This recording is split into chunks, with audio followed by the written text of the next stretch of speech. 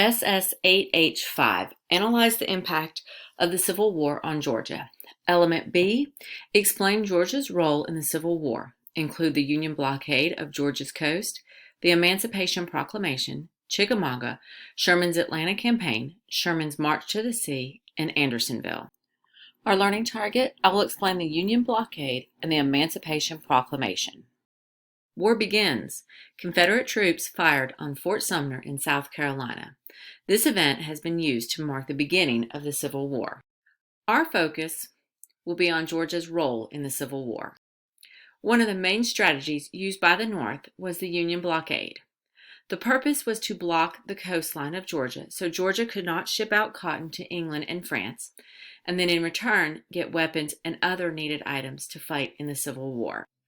Some call this the anaconda plan. An anaconda is a snake, and you know what snakes do to their prey? They squeeze it to death. So the intention was to squeeze the Confederacy to death.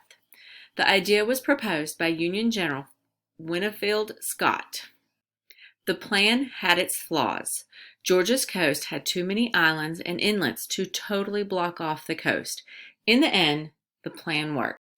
After the Battle of Antietam, the bloodiest one-day battle of the Civil War, the Union needed a victory. So Abraham Lincoln issued the Emancipation Proclamation. The Emancipation Proclamation? Well, what is it? Let's define those two words.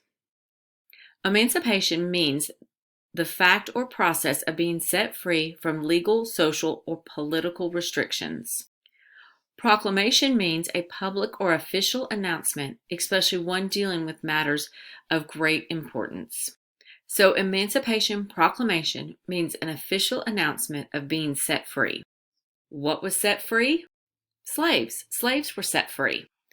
But the catch was only slaves in states rebelling against the Union, so essentially the Confederate states. So the states you see here in gray.